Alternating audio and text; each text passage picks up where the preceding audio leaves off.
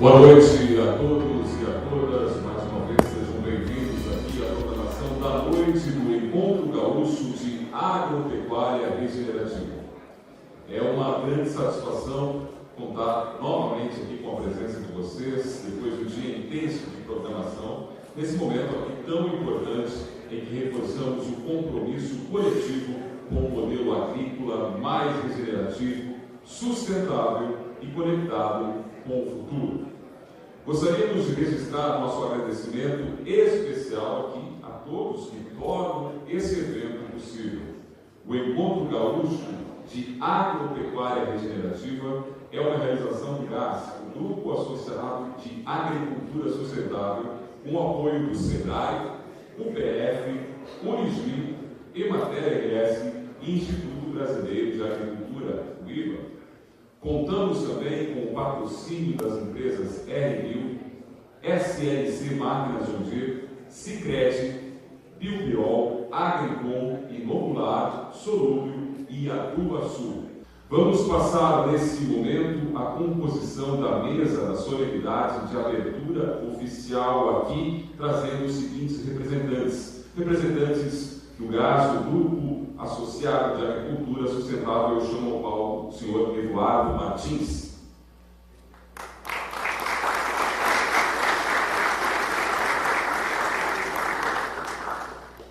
Representante do SEBRAE RS Regional Noroeste, senhora Gabriela Bueno Luz.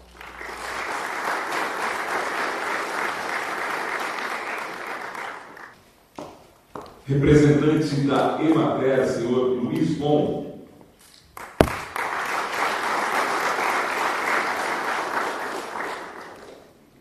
Representante do Ministério da Agricultura, Superintendência RS, senhor Thomas Gelson.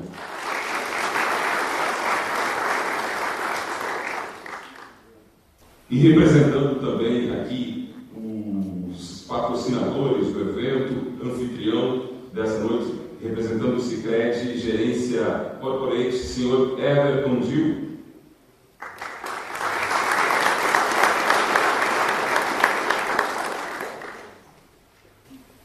Com o grupo formado, eu passo a palavra agora justamente ao anfitrião da noite, senhor Everton Gil, para fazer o uso da palavra. Obrigado, muito boa noite a todos. É uma honra para nós, como Sicredi, então, estarmos aqui recebendo nessa noite esse encontro tão importante, né? E como falávamos com o seu Eduardo, né? Quanta coisa ainda tem por acontecer aí, e parabéns pelo movimento, parabéns pela inovação que está acontecendo. Felizes em poder disponibilizar aos senhores, então, essa estrutura que foi proporcionada para esse tipo de evento, para que a comunidade utilize, para que a gente gere desenvolvimento local. Então, permanecemos sempre à disposição, a cooperativa está com o espaço aberto para que esse tipo de evento se realize cada vez mais. A gente precisa incentivar, apoiar e estar sempre de mãos dadas para o desenvolvimento das comunidades. Muito obrigado.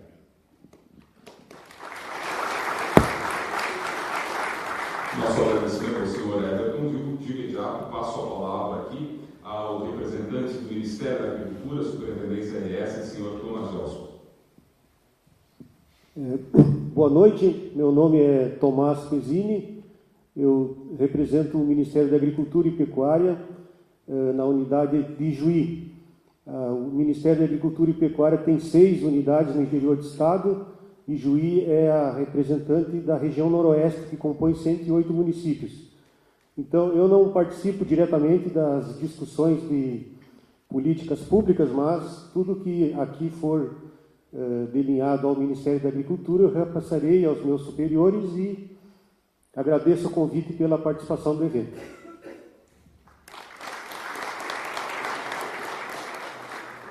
Obrigado ao senhor Tomás. Seguindo aqui os pronunciamentos nesta abertura, convido para fazer o uso da palavra a senhora Gabriela Bueno Luz, representando aqui o SEDAI RS Regional Noroeste.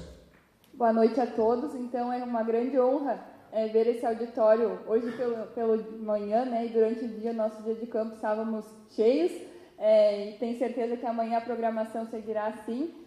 Esse evento foi construído com muita dedicação, com muito cuidado, juntamente com o nosso parceiro GAS, e é uma ação do SEBRAE Agronegócio então faz parte do projeto estadual de integração lavoura-pecuária, do qual eu sou gestora atualmente. Então, esse evento vem como uma iniciativa de mostrar também que o produtor rural pode contar com o SEBRAE.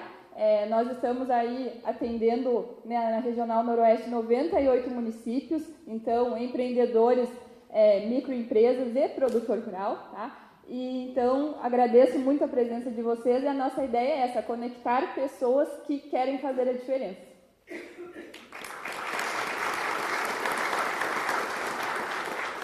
Obrigado, Gabriela, pelas palavras. E agora, encerrando esses pronunciamentos de abertura aqui, eu convido o representante, presidente do GAS, Grupo Associado de Agricultura Sustentável, o senhor Eduardo Martins, para também fazer o seu pronunciamento. Muito obrigado. É uma honra poder estar compartilhando com vocês essa oportunidade. Na realidade, a gente está fazendo nascer, né? Está emergindo um ecossistema de uma nova forma, de uma maneira diferente de fazer agricultura. A gente espera muito que isso frutifique, que essa forma de agricultura contribua para o Rio Grande do Sul, para que ele continue sendo um estado forte, um estado que tem na agricultura um dos seus fundamentos, e a gente espera também que a interação, as discussões sejam muito ricas no sentido de gerar novas oportunidades, né?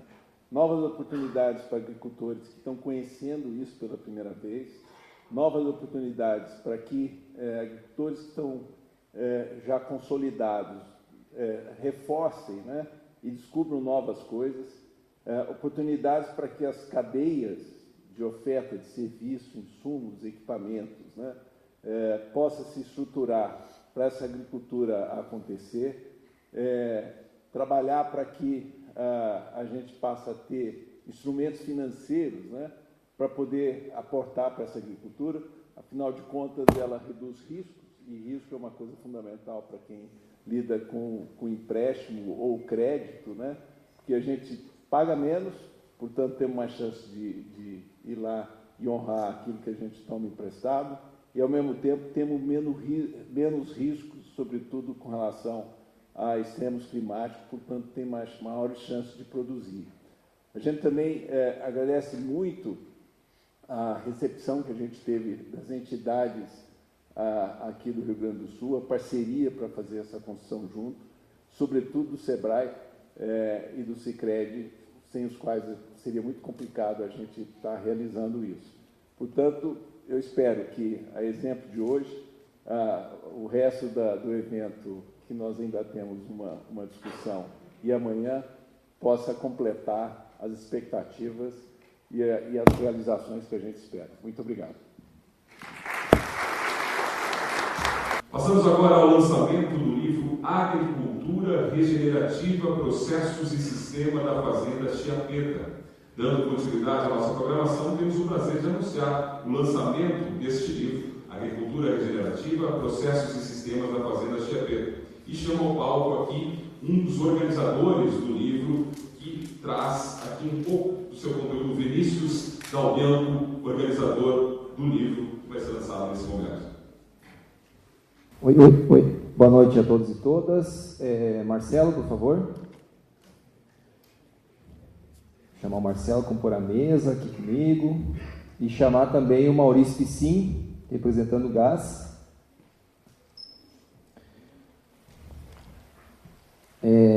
De imediato, então, para não atrasarmos a brilhante palestra que teremos na sequência, dizer para vocês, então, que a gente vai fazer alguns comentários, né, sobre essa obra que a gente elaborou, e, na sequência, vamos ocupar 12 minutos do tempo de vocês com um pequeno vídeo, né, documentário que a gente elaborou, que ajuda a traduzir o conteúdo deste material. Por favor, Marcelo. Boa noite a todos e a todas.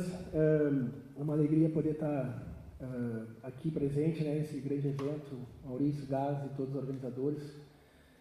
Parabéns pela organização. E o que eu posso dizer? Que começou como uma conversa, né, era para ser um trabalho acadêmico, foi um trabalho acadêmico e criou um corpo, e aquilo foi crescendo, né, e nunca imaginava que ia ter essa dimensão como teve, está tendo, né, não só por questão da publicação do livro, mas principalmente pelo fato de, quando a gente conversava, né, e a equipe toda, né, queria agradecer toda a equipe técnica, né, o Pampa, o pessoal da Federal de Santa Maria, todos envolvidos, e para nós era uma forma, quando as turmas, né, iam na propriedade, a gente fazia questão de compartilhar os nossos aprendizados, principalmente pelo fato de que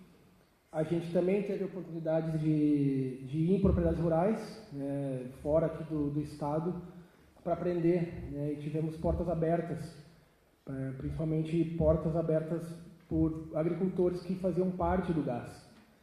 Então, de alguma forma, a gente retribuía isso também, né, e retribui abrindo as portas da propriedade para agricultores e professores, pesquisadores, justamente pela falta de informação técnico-científica que a gente sentia em alguns processos, sistemas, né, de manejo, principalmente, que a gente via resultados, né, tá tendo resultado, tem produção, tem produtividade, mas por que está produzindo? Né? E muitas vezes a gente ficou com essa pulga atrás da orelha, né, e querendo descobrir, mas o que está fazendo com que a gente está tendo um bom resultado, né, e principalmente nas produções.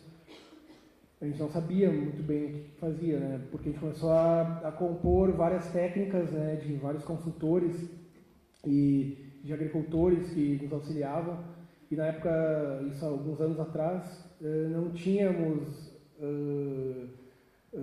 contato direto, né, com alguns consultores, né, que podiam estar toda semana na propriedade, né, e que entendiam desses manejos. E conforme foi dando certo, a gente foi relatando, está dando certo, a gente precisa da pesquisa, a gente precisa da universidade, precisa da Embrapa que estudem isso e saibam, né, e nos dizem, né, o que exatamente está funcionando e como está funcionando.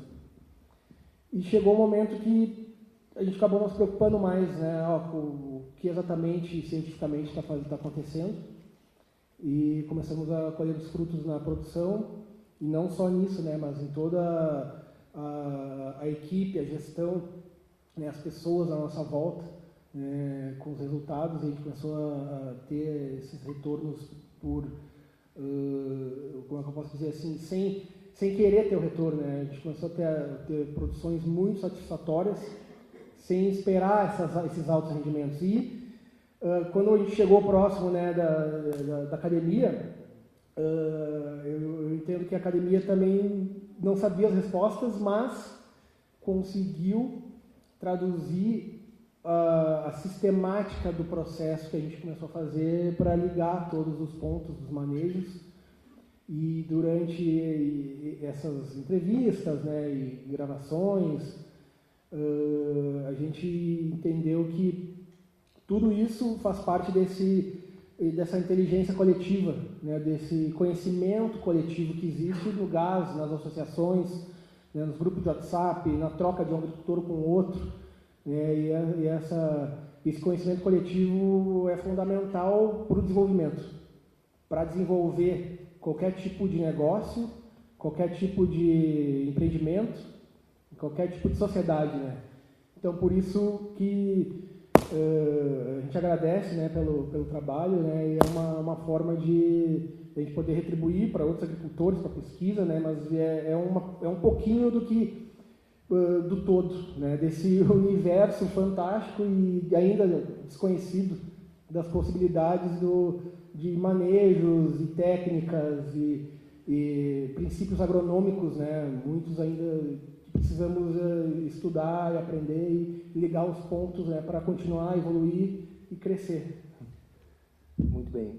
Esse material, então, tem um livro, que depois a gente vai compartilhar com vocês o acesso digital, tem um documentário que foi organizado por mim, que sou professor da Unipampa, do campus Itaqui, professor Pedro Silvino Neumann e professor Alisson, são professores da UFSM. Junto conosco aqui na plateia, gostaria que levantasse, por favor, tem um grupo de estudantes, e mais 2 colaboradores de capítulo, o professor Richel e o professor Eluir, são autores como o Marcelo, que é agricultor, que é autor de capítulo do livro, como o Maurício, representando o GAS, também é autor de capítulo do livro. Bueno, obrigado. Dois objetivos principais que esse trabalho então teve. Um é esse, compartilhar conhecimento. Nós precisamos compartilhar conhecimento entre nós, entre a universidade, agricultores, né, e os parceiros que estão na nossa volta. Então, esse é um objetivo, espero que vocês, né, consigam ter acesso para fazer a leitura, né, e aprender conosco. E o outro objetivo é demonstrar que esse modo de fazer agricultura é um sistema que articula processos. E a gente percebeu claramente na propriedade do Marcelo de que nada funciona isoladamente. Isso talvez é um grande aprendizado que a gente teve com esse trabalho, né? Porque não é o bioinsumo sendo aplicado separadamente dos outros processos que vai funcionar, que é como talvez o mercado trata a pauta no momento, e é uma coisa que a gente critica bastante.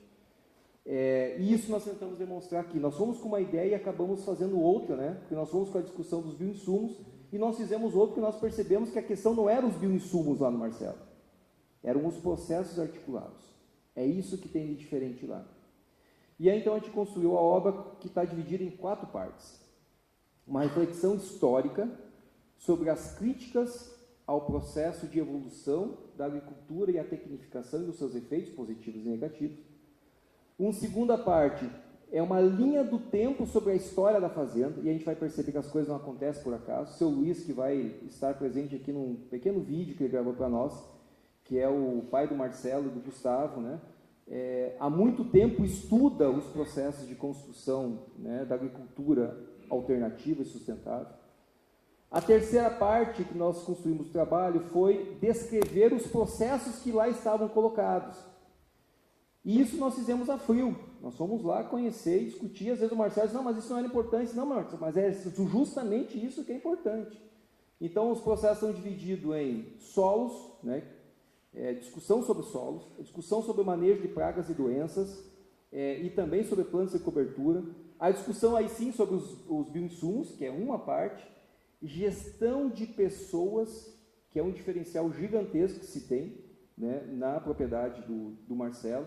E o Marcelo dizia para nós lá no começo o seguinte, olha, quando eu percebo que um colaborador chega na propriedade e não tem condição psicológica, que está ruim com a família, coisa assim, ele não sobe para cima de uma máquina, que possivelmente essa máquina vai ter algum problema, porque ele precisa estar bem para manusear uma máquina que custa um valor alto, né, de investimento.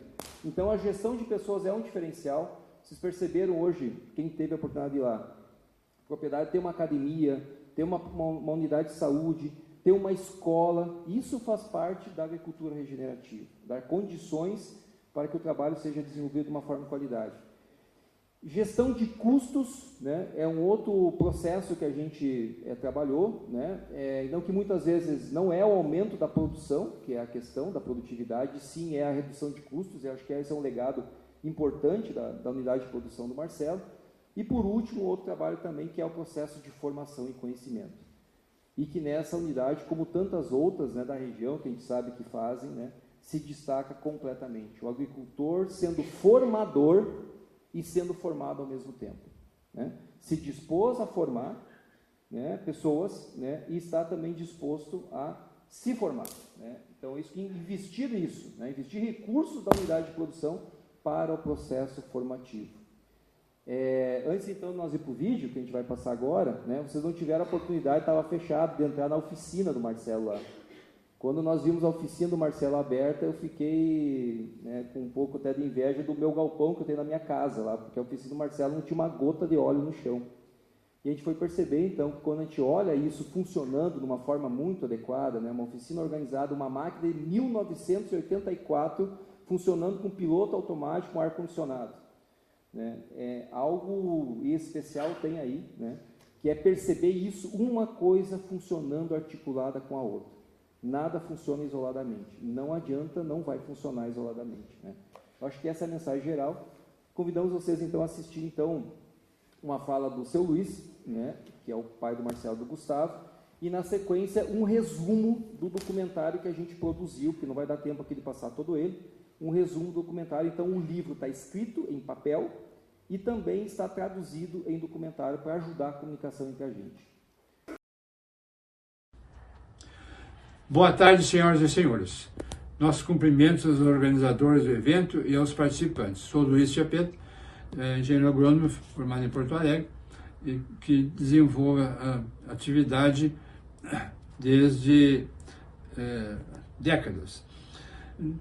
Principalmente no início da atividade, me concentrei mais nas pesquisas agrícolas. Tinha um professor norte-americano, Mr. Reed, que tinha umas amostras de trigo para fazer uma pesquisa, mas ninguém cedia terreno porque tinha medo que fosse espalhar doenças. Mas eu conhecia o professor, a idoneidade dele, e iniciamos um ciclo de pesquisas junto com a Embrapa, uma área que eu precisei cercar a área que não tivesse tido cultivo, para evitar que animais silvestres fossem alterar os resultados.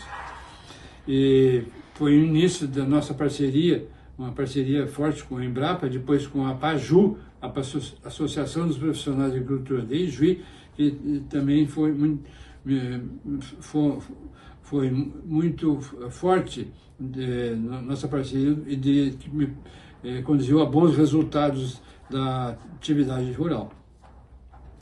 Tanto que nós tivemos dificuldade, foi numa primeira colheitadeira com eletrônicos, apresentou um defeito de plataforma, que não tinha nada a ver com eletrônico, mas os colaboradores se receavam de dirigir porque achavam que tinha que ser um engenheiro, para ver a ideia que se tinha desses equipamentos novos. Depois fizemos vários cursos com o Senar, órgão de ensinamento para a qual a gente contribui com parte com torno de 1,5% do faturamento, justamente para esses treinamentos de funcionário. Atualmente, há um mercado específico para orgânicos, biológicos, que substituem os químicos, que reduzem os custos dos defensivos agrícolas. É esse mercado. Plantar, acreditando, a gente faz o plantio de cada cultivo acreditando para toda variáveis de mercado, acreditando nas variáveis de mercado, com cotações de moeda, maior consumo e geopolítica principalmente. Também, nosso foco é oferecer boas condições de vida aos colaboradores, como acesso à sede, razoável conforto. A atualidade exige até menos esforço físico e mais habilidade com esses novos equipamentos. A agricultura é uma atividade de alto risco, tanto que nos últimos 3 anos houve frustrações e hoje, sem seguro, já se tornou inviável. Muito obrigado. E para fechar, então, um pedacinho do documentário que a gente produziu, então, traduzindo o nosso livro, então.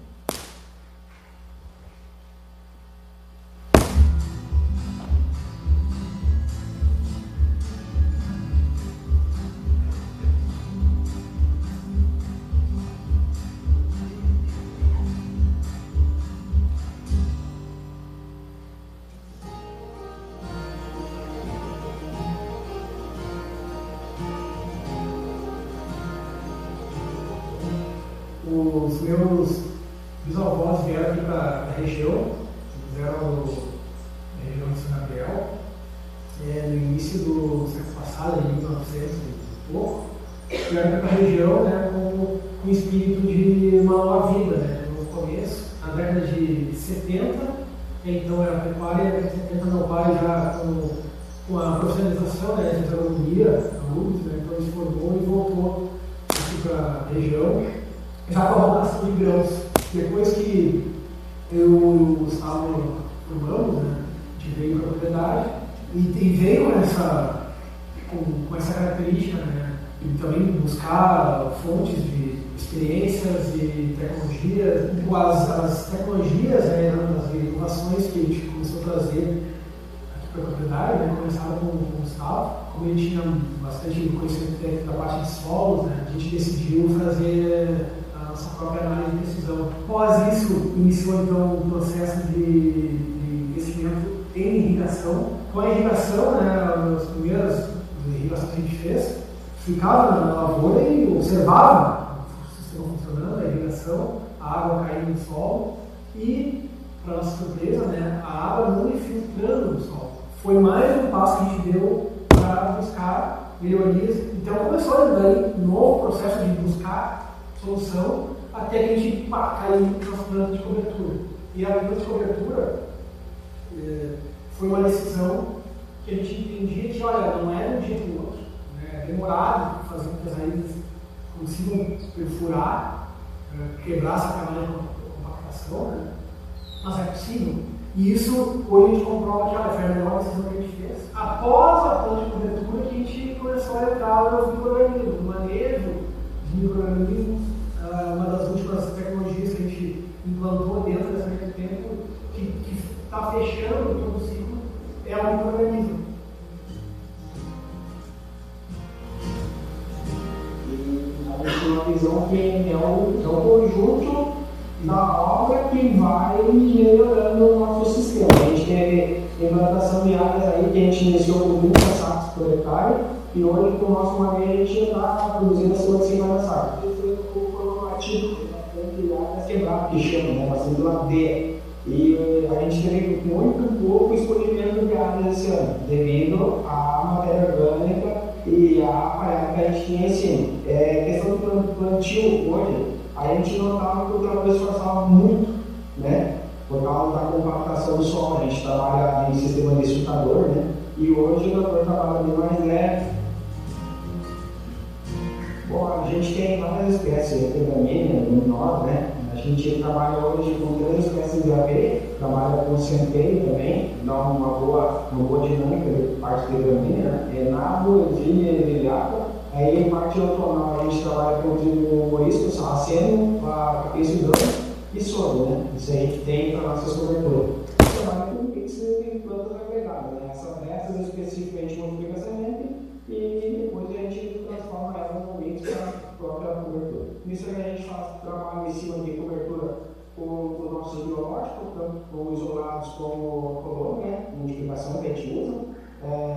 Alguma coisa a gente fala da adulação sistêmica, né? Adulação foliar, já preparando para o próprio cultura de verão. Isso aí depois a gente faz a seleção do que a gente vai enrolar para plantio. Então isso tudo vai depender do desenvolvimento da própria cobertura. Quando a gente tem uma nutrição para as plantas, a eficiência é maior. Aí vai ter uma necessidade menor de utilizar quantidades altas de insumos sintéticos, né?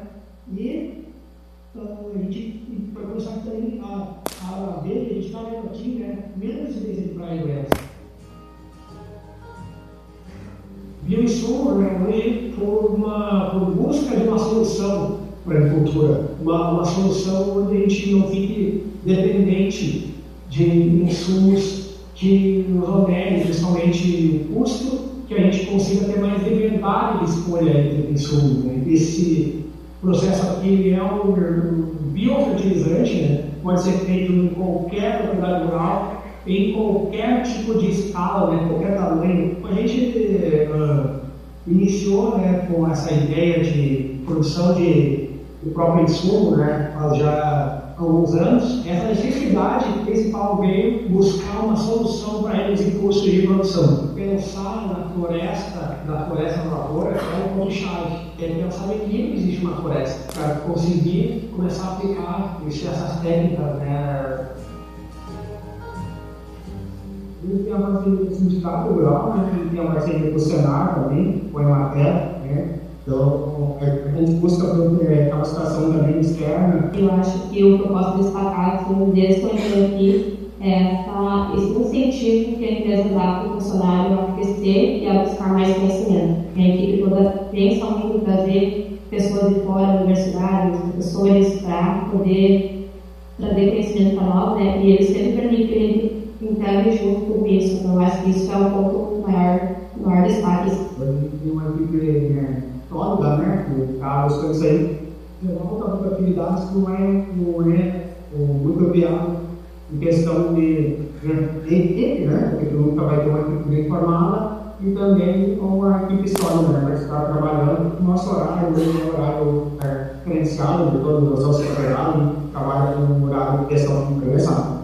No período de entre-safra seria um horário fixo, né? Então a gente tem folga no final de semana, a gente tem uma licitação estadual.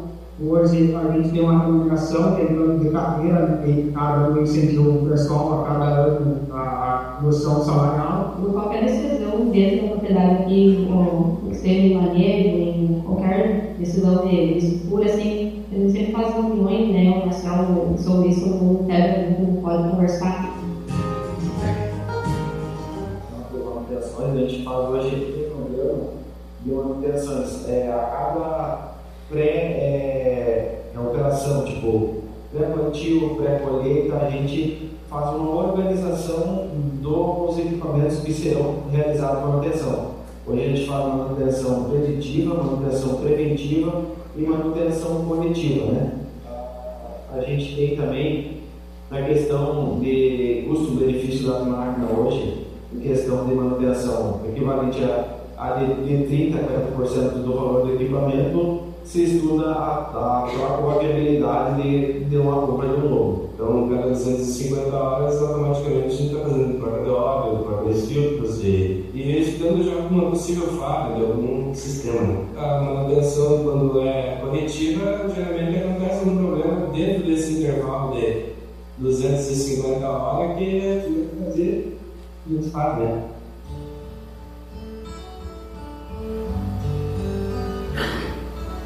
Essas mudanças, elas começam pela dor. Bom, é a dor de tentar fazer algo melhor, fazer algo que vai trazer mais qualidade de vida para a pessoa do nosso entorno, a gente vai trabalhar com insumos mais limpos, menos agressivos à saúde humana. Agora, o desafio justamente é como fazer com que a sociedade reconheça isso e entenda que, olha, a agricultura ela pode ser muito mais do que ela é. A agricultura ela pode ter um impacto muito maior, não só na comunidade local, mas em termos mundiais, fazendo com que o Brasil se torne um país que tenha uma agricultura alicerçada em princípios de produção limpa, de princípios agroecológicos.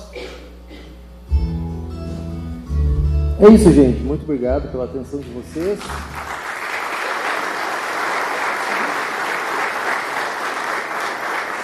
O nosso grupo vai compartilhar com vocês um panfleto, e onde o panfleto tem os QR Code que dá para acessar o documentário completo e o livro digital. Agradecemos imensamente ao GAS pela parceria, da construção do trabalho, ao Marcelo pela paciência, Agradecemos também a Emater, o Jonathan aqui, na época o Jonathan estava na Emater Chiapeta, nos ajudou bastante, Então é um trabalho coletivo para tentar demonstrar isso, como eu falei no começo, uma agricultura de sistema, onde articula processos, tá bem?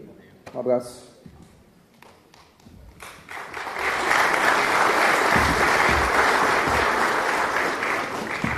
Obrigado ao Vinícius, ao Marcelo também, ao Maurício, pela apresentação aqui e lançamento do livro Agricultura Regenerativa, Processos e Sistema da Fazenda Chiapeta.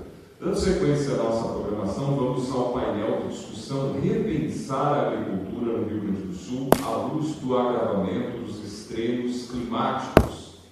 Teremos agora esse painel com esse tema e convidamos para compor esse importante momento de reflexão o senhor Eduardo Martins, presidente do GAS.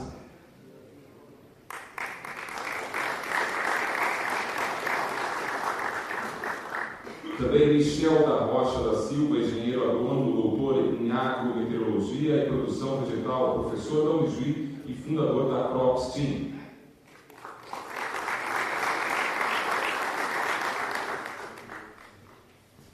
Também subo ao palco o doutor Sérgio Schneider, sociólogo, professor titular da URGS no Departamento de Sociologia e vice-presidente da ISA, especialista em desenvolvimento rural, com 4 pós-doutorados internacionais e pesquisador do CNPq.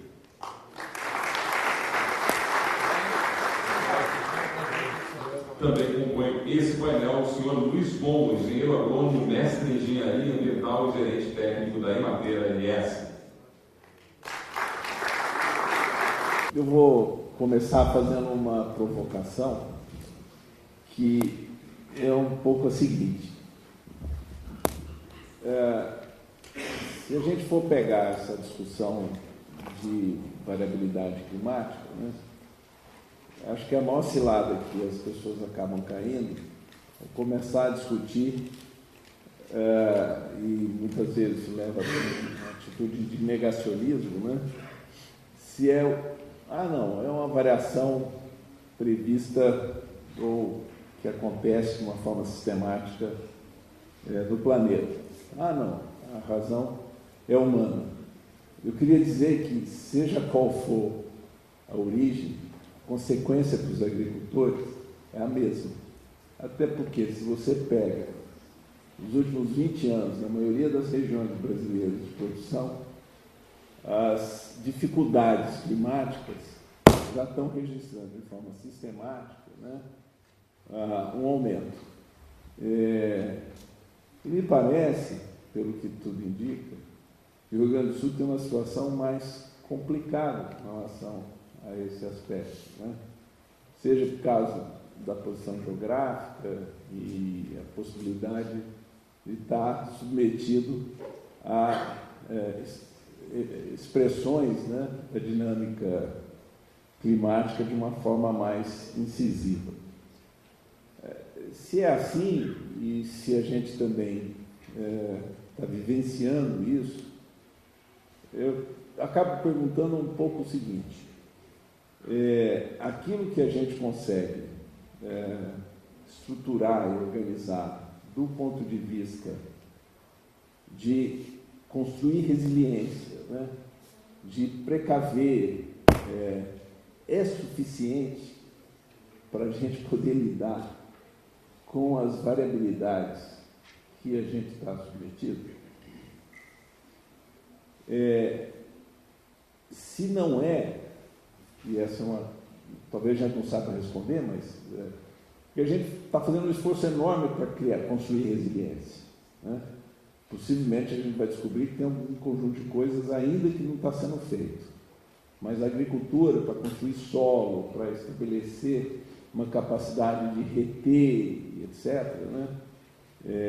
Aí acho até que cabe também uma discussão sobre a solução. Quer dizer, a solução em geral adotada é: vamos todo mundo atrás de irrigação, né? Será que de fato essa é algo que vai resolver, né? Mas se tem uma situação como essa, e a primeira pergunta é se esse esforço para um modelo de plantio do jeito que a gente faz, focado nessas culturas, e do jeito que é plantio em linha, em plantios homogêneos, né, ele vai ser suficiente para lidar com essas variabilidades. E se não é, que outro modelo de produção a gente pode estruturar, né? Eu sei que eu não tenho habilidade nem possibilidade de responder isso, mas é um pouco a provocação que eu imaginei para submeter vocês à manifestação, né? Eu sei que essa questão de construir resiliência tem muito mais coisa para fazer, uma discussão que a gente tocou já em algumas vezes pela manhã, que é o problema das erosões, né? Acho que merece, quando a gente fica analisando os modelos de sistematização de terreno, poder lidar com isso, eu acho que está faltando primeiro um esforço de testar, depois um esforço de encontrar que melhor solução tem para cada contexto, né? Então, um pouco a provocação que eu faria inicialmente, e acho que a gente precisava ter algum rumo, né, com relação a esse tema. Nas primeiras crises, né, nós chegamos a fazer um mapa mental, não sei se a turma do gás lembra disso, um mapa mental para poder explorar todo o universo de possibilidades que a gente teria, né, que ia desde pensar em genética, pensar em solo, pensar em uma forma de melhorar o esforço de previsão, né? E como é que essa previsão deveria afetar o planejamento. A gente fez um exercício que era aquilo que a gente conseguia fazer para poder oferecer nem foi uma reunião presencial, eu lembro que foi uma reunião à distância, mas era uma coisa que os agricultores estavam querendo, então, numa situação, o que a gente faz? Então, um pouco essa provocação, eu acho que aí tem um desafio grande, e se de fato o Rio Grande do Sul é um espaço, um território em que as dificuldades são maiores. Acho que é um pouco essa provocação que eu queria fazer. Perfeito.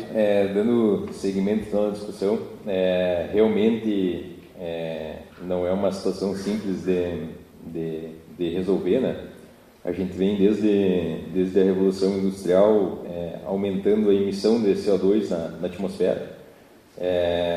O CO2 a gente vê ele como um vilão, mas se não fosse o CO2, esses gases, nós não teríamos o aquecimento suficiente para nos mantermos vivos durante o período da noite, né? O que acontece é que desde aí de 1800 a gente tem uma incidência muito maior de CO2 na atmosfera, o que está ocasionando então um aquecimento maior, sobretudo durante as temperaturas máximas, mas também principalmente durante o período noturno. Se nós formos pensar no impacto disso para nós, né? Todos vocês, quando estavam lá no ensino médio, vocês tiveram alguma coisa de química. E aí o que acontecia na química, lá quando a gente tinha aumento de temperatura? Era um catalisador dos processos químicos. E é isso que a gente vem identificando hoje. Tudo está acontecendo de um formato com mais intensidade, com mais energia. Então, se nós observarmos os eventos extremos que a gente tem noticiado, sobretudo aqui no Rio Grande do Sul, temperaturas extremas durante o verão, períodos com secas mais longas e mais intensas. No outro ano, chuvas muito maiores do que aconteceram. Por exemplo, nós tivemos eventos muito fortes, como o de 1941, mas agora a intensidade maior, mais chuva durante um período mais curto de tempo, impactos muito maiores. Tudo isso por conta de nós termos mais energia agora, porque nós temos uma temperatura média maior, está aumentando a temperatura. Então, isso sim, eu humildemente digo que quando eu era na inocência da juventude, quando eu entrei lá no curso de agronomia em Santa Maria, eu fui orientado de um brilhante professor, o professor Nereu Augusto Streck, e aí o professor me comentava, me mostrava sobre a questão de aquecimento climático e tudo mais, e eu era um dos negacionistas, na inocência da juventude, né? Mas aí quando a gente começa a olhar dados e acompanhar a solidez das pesquisas e dos pesquisadores que estão trabalhando nisso ao redor do mundo, a gente vê que não adianta negar. A gente tem que assumir esse novo cenário. Temos que trabalhar com inteligência para conseguir sim encontrar soluções que possam tá minimizando os problemas que a gente identificou, como a gente recém viu agora, né? Por exemplo, as plantas de cobertura. As plantas de cobertura são uma ferramenta fantástica para a gente conseguir estar mimetizando, por exemplo, o escorrimento superficial. Então, é um novo cenário e sim ou sim, quem tiver na atividade e quiser se manter na atividade agrícola vai ter que trabalhar nesse novo cenário. Senão, infelizmente, não tem viabilidade no médio prazo. Tinha preparado um monte de slides aí, então realmente vamos fazer um painel aqui, Eduardo. Então vamos lá, pessoal. Uns 5 ou 10 minutinhos para a gente poder conversar. Por onde eu vou começar a minha questão? Vamos recuar um pouquinho. Aqui na sala quase todo mundo tem a minha idade ou abaixo dela, né? Não quer dizer que eu sou velho, não. Mas é o seguinte, se nós quisermos sobreviver no século XXI, nós temos que fazer diferente do que a gente fez no século XX. A humanidade nunca evoluiu tanto em relação a qualquer época da história quanto nos últimos 200 anos. Desde a Revolução Industrial, houve um progresso humano fantástico. E a evidência, o fato mais claro de que houve essa evolução é o fato de que as pessoas hoje morrem muito mais tardiamente do que se morria há 50 anos atrás, há 100 anos atrás, e assim por diante. Se o sujeito se cuidar um pouquinho hoje em dia, ele chega facinho aos 80 e poucos anos. uma conquista impressionante da história da humanidade. E, em grande medida, isso se deve à evolução da maneira como nós interagimos com a natureza. E a primeira e mais importante forma de interação com a natureza é o alimento. É o jeito que a gente se alimenta. Então, nesses últimos 100 anos, a coisa mais importante que a humanidade fez, poderia citar, alguém pode discordar de mim, alguém pode citar a bomba atômica, alguém pode citar outras formas de energia, mas eu vou citar a forma como os humanos aprenderam a produzir comida. O fato de que os seres humanos são hoje capazes de produzir mais do que eles necessitam, inclusive esse é o novo problema, o problema do século XXI, não vai ser a falta da comida, o problema vai ser a obesidade, o excesso que tu come, que já é um grande problema no Brasil, que já é o grande problema nos Estados Unidos e na Europa. A obesidade, não é mais a falta da comida. Então hoje nós temos capacidade de produção de excedentes. Os resultados que se obtiveram foi graças a 3 processos: um mecânico, um biológico e um genético. As 3 bases, os 3 pilares da modernização da agricultura: mecânica, tratorização. Eu sempre falo com meus alunos lá na agronomia, é substituir o boi, ou o cavalo, ou a mula pelo trator. O biológico é substituir a fertilidade natural do solo, ou a derrubada da mata para plantar na área da mata, e a bosta, o esterco pelos adubos, e as mudanças genéticas, que é a aplicação da química, mendeliana e de outros, para os processos. Tudo isso foi juntado, isso virou, e se tornou a agricultura moderna. Pois muito bem, isso fez com que a agricultura aumentasse a capacidade de produção, a oferta. Eu sou filho de agricultor. O que a gente produzia quando a gente lavrava com boi, que a gente plantava com a plantadeira à mão, talvez tenha aqui algum outro ainda que produz, que fez isso no passado, contra o que hoje faz um trator. Eu chamo um cara lá na minha propriedade, que era da minha família, o cara faz em meia hora aquilo que a gente levava uma semana para lavrar. Então o progresso tecnológico é absolutamente fundamental e incrível. Agora, nesse processo tudo, de forma muito rápida, porque esse processo aconteceu no Brasil em praticamente 30, 40 anos, nós nos esquecemos de uma coisa muito fundamental, que quando eu estava antes vendo o vídeo do Chapeta, o pai dele, quando chegou em 1904, se não me engano, e o avô dele, e depois o pai dele, ele já fazia, que é uma relação de respeito dos agricultores com a natureza. É isso que hoje está matando os agricultores. Nós não estamos respeitando os limites do solo, os limites da água, os limites das plantas, os limites dos animais. E a tecnologia, que é a aplicação da ciência produzida nas universidades a processos produtivos, é isso que é a tecnologia. A tecnologia é a ciência aplicada. A ciência aplicada, ela criou no ser humano uma ideia de soberba, como se os humanos fossem maiores que a natureza, como se nós dominássemos a natureza, como se nós fôssemos maiores do que a natureza. E aí, o que a natureza está fazendo com a gente? O que o ambiente, a terra, o solo, os animais, as plantas estão nos mostrando agora? Que os humanos não são mais poderosos que a natureza.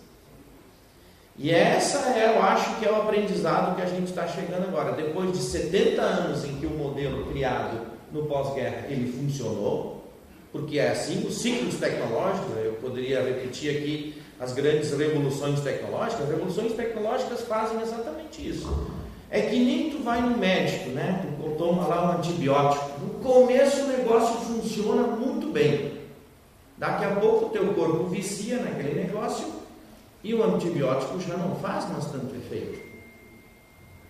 Então, o que é que nós estamos... Qual é a crise hoje? Pessoal, a crise que nós estamos vivendo, que os agricultores estão vivendo, é a crise do esgotamento de um modelo que começou 70 anos atrás, né? Que deu resultados muito positivos, né? E que hoje ele está começando a vazar. Está vazando. Né? Os solos estão se esgotando. Se vocês, eu podia mostrar a produtividade, rendimento por área. Nos Estados Unidos, rendimento por área de grãos, todos os grãos, nos últimos 15, 20 anos estão estagnados.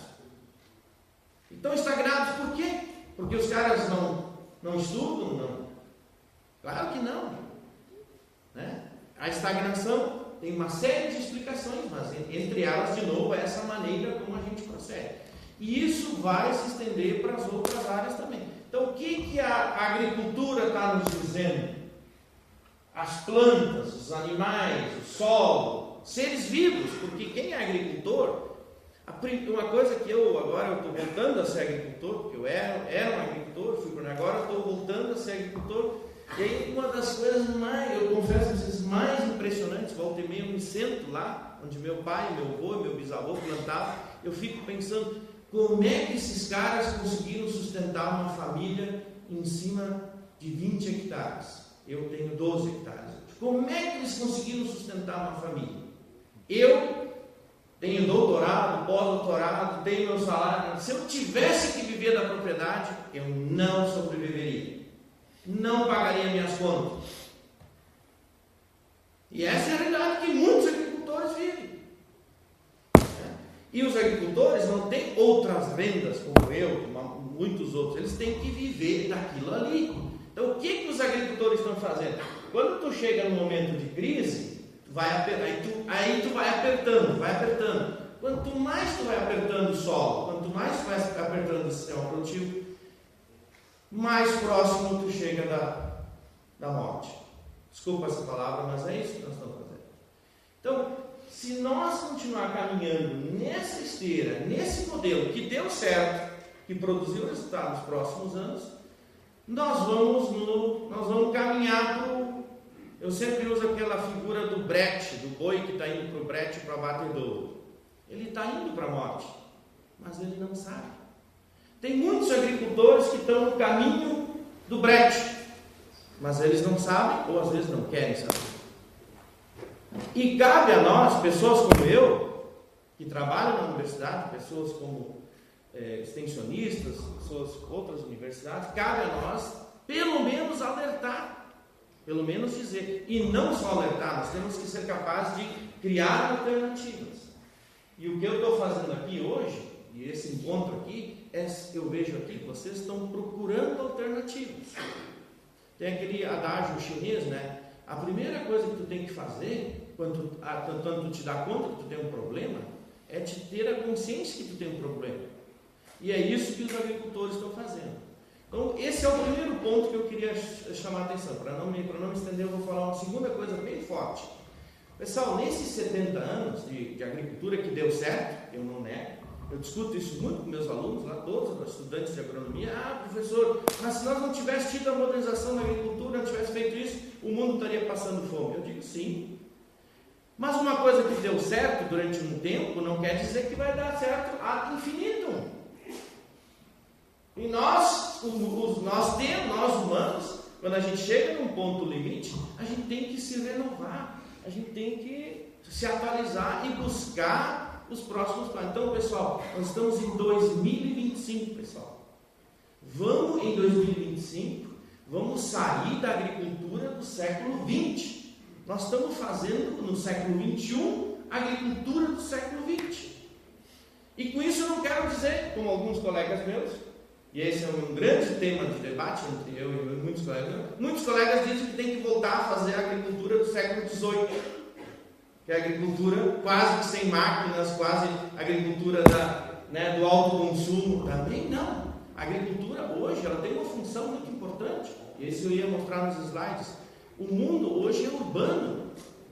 O Brasil, 86% da população é urbana. No mundo, 80 e poucos por cento é urbano. Então os agricultores não têm mais o direito de produzir só para eles consumirem, assim como o pai do Chapeta e o meu tataravô, que chegou em 1824, faziam. Eles produziam só para eles comer e vendiam o excedente. Hoje o agricultor não pode mais fazer isso.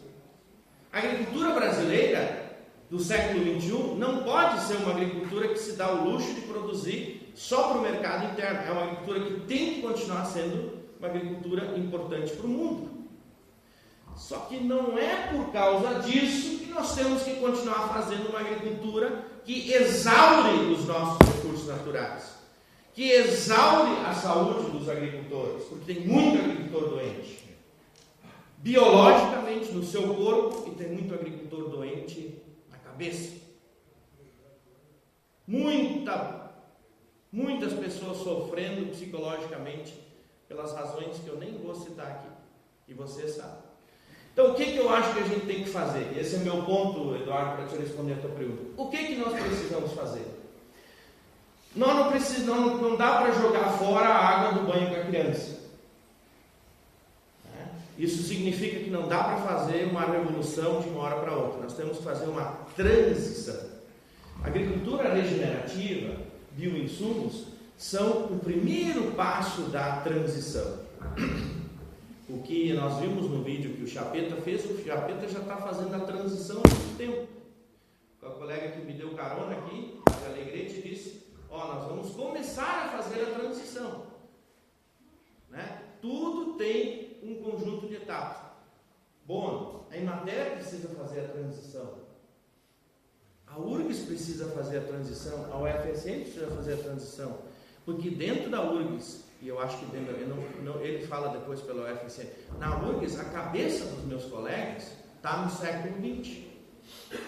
Eles não estão com a cabeça no século XXI. Nós continuamos formando gente com as mesmas ideias, com os mesmos conceitos do século passado. Como é que eu vou esperar que as pessoas vão agir diferente se elas estão estudando o passado?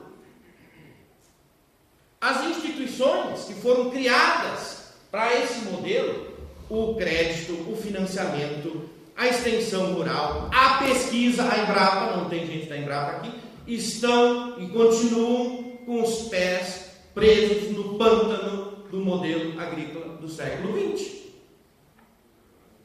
Então, o sistema internacional, tem discutido isso com o pessoal, o CGIAR, que é o Sistema Internacional de Pesquisa Agrícola. Vocês acham que é só no Brasil que existe? Não, no mundo todo. E esse pessoal, isso são milhares de pessoas, de pesquisadores, são bilhões e bilhões de reais que são gastos, são investidos para tentar salvar um paciente que é mórbido. Não dá para salvar esse paciente. Esse paciente mórbido é a agricultura do século XX. Ela sofre de câncer. Vai morrer mais dia menos dia. Eu não tenho bola de cristal, eu não sei se vai ser 2050, 2100, talvez chegue a 2150, injetando um monte de antibióticos, um monte de dinheiro público, pode até que seguir, eu não sei. Mas eu sei que esse modelo, ele é insustentável. Porque ele usa de forma equivocada o solo, ele usa de forma equivocada a água. Nós estamos reduzindo de forma drástica a biodiversidade, e a agricultura é uma atividade que é parte da biodiversidade, ela não é uma coisa diferente. Plantas, animais e solos são seres vivos. E uma outra coisa, pessoal, e aí eu termino. Nós estamos afugentando os agricultores. Eu sou sociólogo, uma tristeza eu vejo que hoje em dia a maioria dos filhos dos agricultores não querem mais ser agricultores. Então, esse é o maior sinal, o sinal mais claro de que tem alguma coisa errada. Tem lugares aí no meio rural gaúcho, nessa região noroeste que nós estamos, onde não sai mais jogo de futebol, nem baile e casamento também não. Não é? Por quê? Porque os jovens estão indo embora. Porque os jovens acham coisas melhores para fazer e vão achar cada vez mais coisas melhores para fazer. Então, pessoal, esse modelo econômico aí, eu sou cientista social, eu olho a coisa no geral, eu olho a floresta, não olho só a árvore. Esse negócio não pode dar certo, não pode ter futuro. Então, isso é o ponto. E eu acho, aí termino, eu vim aqui com vocês, né, para dizer o seguinte: vocês estão dando o passo certo. Esse passo que fizeram vocês vir aqui nesse encontro, no encontro de agricultura regenerativa, alguém que já, mesmo que não tenha feito nada ali na propriedade, mas só o fato de estar com a pulga atrás da orelha, dizendo alguma coisa está errada, alguma coisa eu preciso fazer, esse é o primeiro passo para mudar. Então, pessoal, eu digo o seguinte, e eu não estou dizendo que só os agricultores têm que mudar, não. Nós, nas universidades, temos que mudar. E mudar o sistema todo não é tarefa fácil. Não é coisa para um dia, nem 2 dias, nem 1 ano, nem 2 anos, e não é tarefa para fazer sozinho, é tarefa para fazer de forma coletiva. Por isso que tem que trabalhar num grupo, numa associação.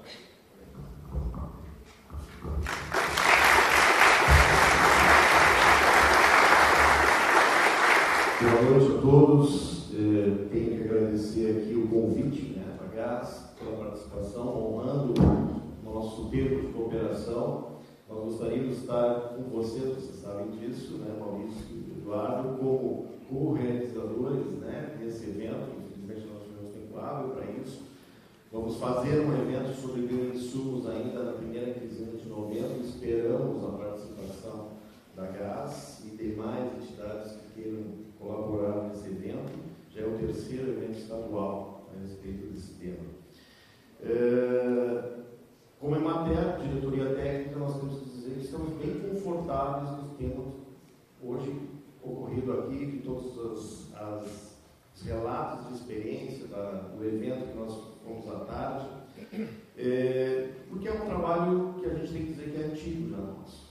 Já trabalhamos há muito tempo dentro de uma expectativa, então, de trazer essa questão do ambiental, do social, né, e também, como não, pensar na questão econômica integrada. Então, porque o nosso trabalho, como conceito em relação ao que o governo do Estado espera de nós, é a questão da sustentabilidade, é o combate à pobreza, é a relação com políticas públicas, é a articulação, né? Isso nos dá como contexto o trabalho da Emater, desde as nossas unidades municipais, né, até a articulação de políticas públicas estaduais. E a resposta à pergunta e indagação me vale muito da minha formação aí da engenharia ambiental, é que nós vamos ter que preparar os agricultores a pensar em lidar com complexidade. Acho que os 2 colegas já se apresentaram, nós vivemos, né, nessa linha de pensar complexidade. Por quê? Porque, de alguma forma, a tecnologia, como foi bem relatado já aqui, ela tenta simplificar as coisas. Vamos usar a ureia, temos produtividade. Funcionou, mas exauriu. Mecanização, esquecemos a retenção do solo, vamos trabalhar só plantio direto, esquecemos que é um sistema onde tudo que foi falado hoje aqui está integrado. A complexidade nos desafia como humanidade, temos que pensar academicamente, sim, como disse o Schneider aqui conosco, porque vamos ter que lidar, vamos ter que aprender a ver isso, porque isso é complicado. Vocês viram a quantidade de elementos hoje à tarde envolvidos, desde técnicas, aqui temos um isolado produzido, mas aqui temos comunidades sendo aplicadas, nós temos que ver o quanto está a saúde da planta nisso. Então, esse lidar com complexidade, para quem vinha num ritmo, como foi falado agora, de tentar simplificar, não dá mais. E Domar falou hoje de manhã, né, primeiro palestrante, bala de prata, podia chamar de pílula dourada, passe de mágica, receita de bolo, não serve mais.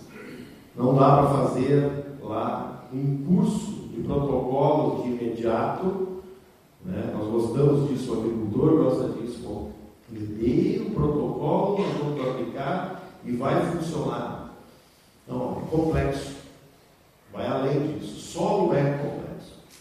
Já vi, a gente tem experiências boas, eu lembro do meu estágio em 90, 91 aqui em Vitor Grefo, não muito distante daqui. Microbacias pilotos de milagres. Milagres. Áreas enfrentando uma estiagem de 120 dias naquela época. Folhas enroladas, mas aonde tinha um trabalho mais complexo. Formação de solo, física de solo, retenção de água, as lavouras ainda de pé, aguentando isso. Fator de resiliência. Nem falávamos muito ainda de biológico naquela época, né? Então, nessa altura, eu acho que nesse ponto que nós temos que trabalhar. É desafiador, porque eu não gosto de entrar na lógica de teoria da conspiração, ou dizer que isso tudo foi por culpa da questão de mercado, o mercado quis vender trator, adubo. Não gosto disso. Não, nós seres humanos gostamos de simplificar as coisas mesmo. Né? Essa é um fato. E talvez a gente tenha que se dar conta de que a situação é complexa. Tem ciclo, sim. Meu pai apontava, eu sou natural de Lajeado, ó, aqui em enchente 41 chegou. Chegou aqui, ó, esse degrau. Esse ano deu 1,60 m em cima. Talvez porque nós não fizemos o trabalho de segurar um pouquinho mais a água na região do Planalto. É um pouco complicado a gente dizer isso, mas talvez por isso, porque talvez a gente tenha que pensar em mata ciliar. Muitos querem fazer de novo isso, achar a pílula dourada, a bala de prata. Será que não foi a falta de matas ciliares? Não. Complicou. A Embrapa está nos ajudando lá nas regiões da costa, um trabalho que envolve uma plataforma que estava sendo montada até antes da catástrofe, então de maio do ano passado, e aí eles usam agora a catástrofe, infelizmente, como piloto deles, a ver o que houve com os deslizamentos das encostas. Porque é fácil dizer, isso é culpa dos gringos. Derrubaram tudo e plantaram barreira. Não é exatamente isso que eles estão vendo lá. Não é exatamente essa situação. Nós temos que pensar como, talvez, em alguns pontos, complexificar mais. Domaro mostrou para nós o sistema agroflorestal. Eu vim da região 30 anos, eu estou trabalhando quase na região do litoral. Gostaria até de ter mostrado um slide para vocês. 1980, uma área de encosta, morro, plantações pequenas lavouras de milho, fumo, feijão, hoje tampadas com sistema de banana, planta perene, estabilizada. Eles desafiaram nós na academia, dizendo que queriam plantar mais denso o pomar, mais do que era recomendado, porque eles sentiam que mais próximo as bananeiras iam segurar as chuvaradas lá, e lá é chuvarada. A região lá, nós estamos com solo muito raso, e nós estamos próximo do mar em relação à região já dos campos de cima da serra, então tem chuva lá, 2.400 milímetros é período de seca por ano, né? Foi um ano seco, né? Então a chuva faz parte da nossa vida, do nosso convívio, e você começa a ver que tem sentido, você começa a formar o que a gente costuma chamar de sistemas socioambientais. Tem ser humano estabelecido num ambiente, num corpo, um sistema ecológico, conseguindo produzir frutas com sustentabilidade e resiliência, que vai ter que avançar. E aí vem a possibilidade de, dá para consorciar essa banana com café, com plantas, em vez de usar herbicida vamos começar a conduzir com plantas que suportam o sombreamento e fazem um convívio aqui com as bananeiras, isso se constrói. Isso é transição. Né? Então, nesse sentido, nós achamos que é por aí. Né? Assim como o tema bioinsumos, para nós, está nos gerando, a demanda está batendo na porta. Né? Não é nós que temos que conquistar e convencer, nós estamos tentando se convencer. O agricultor, muitos que estão aqui estão batendo lá e perguntando. Estamos com experiências dos mais diversos tipos, mostrando que estamos num caminho frutífero. Os cuidados que a ciência tem que nos dar. Não adianta. Em 92 também participei, ganhei de formatura, uma participação num evento de fitopatologista. Eu era 4 anos e meio da Bolsa de Iniciação Científica, fitopatologista, e lembro que nem hoje um grande debate sobre controle biológico, descobrindo o metarrismo.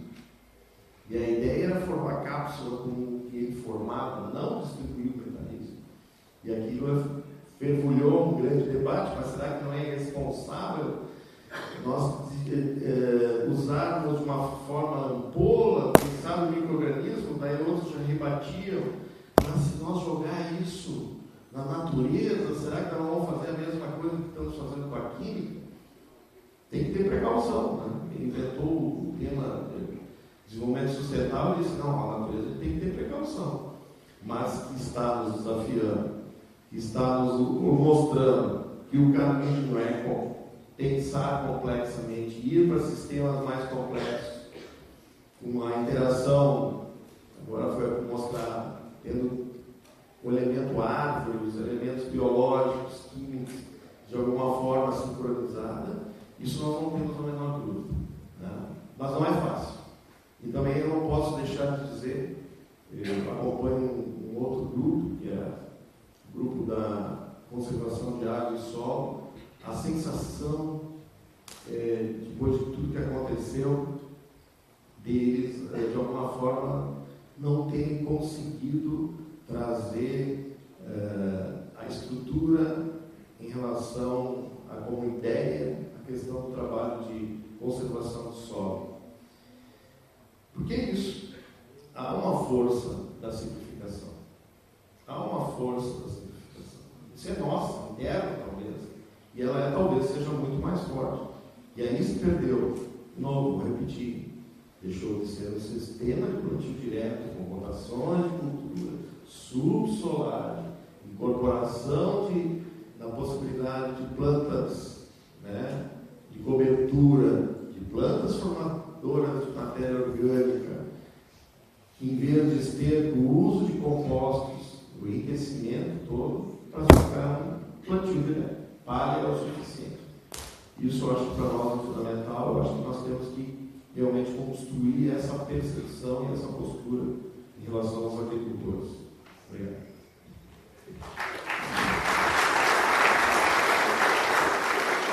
Depois de termos ouvido os nossos painelistas, eu abro para perguntas a eles aqui para a plateia.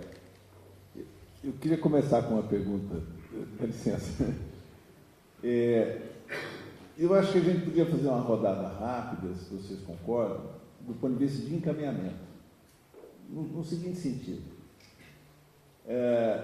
A gente começou esse movimento muito por causa de uma razão econômica.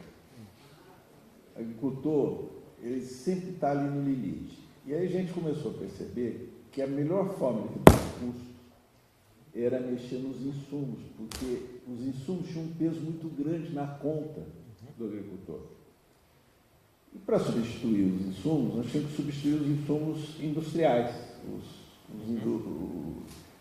E esses insumos industriais, pela lógica do capitalismo, acabou evoluindo para uma lógica de oligopólio. Né? E a gente diz o seguinte, será que isso que o pessoal da agroecologia faz, né, a gente também pode fazer? Porque quando fala em agroecologia parece que é algo que fica limitado e restrito ali a um grupo, tem que ser pequeno, aquela coisa toda. E a gente começou a juntar práticas. Né? Nem é tecnologia, a gente nem fala tecnologia, porque a gente até fica com receio disso, né? Prática.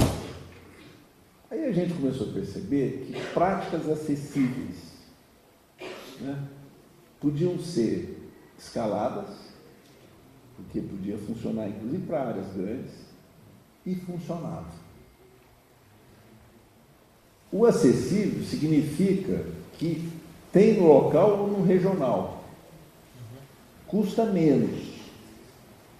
Só que aí a gente começou a perceber que isso começa a funcionar para conferir mais resiliência. A gente também começou a descobrir que isso que a gente faz dialoga com a natureza. E aí a gente tem um grande problema. Quer dizer, nessa história toda, eu tenho que lidar com a origem industrial que essa agricultura acabou se organizando, eu tenho que lidar com o processo capitalista de concentração e de submeter o agricultor a essa dependência. E a gente tem que agora também de lidar com essa coisa da dimensão da natureza.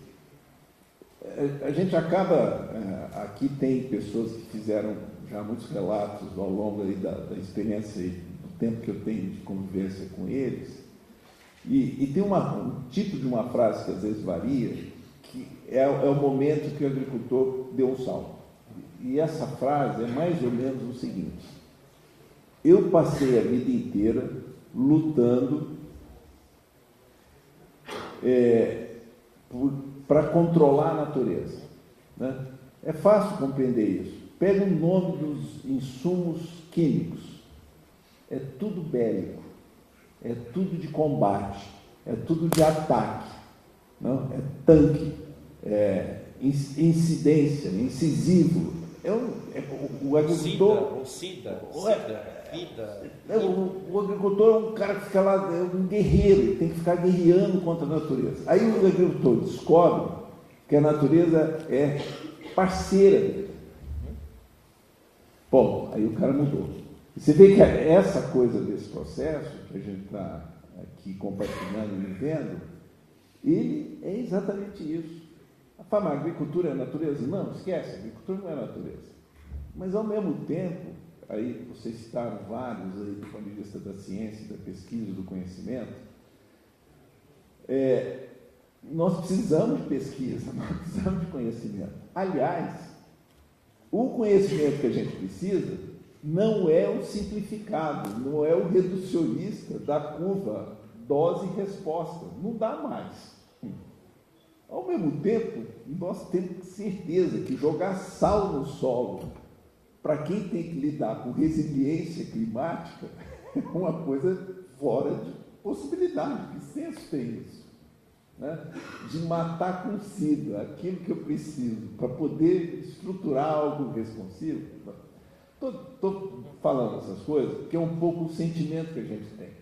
Né? Aí, como avançar?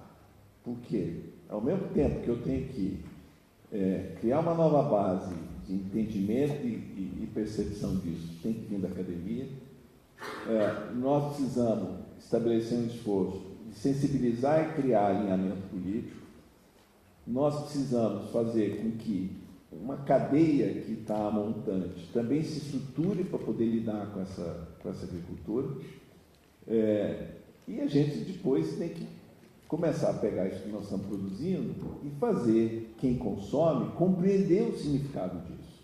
Isso pode ter um poder de mudança profundo. Né?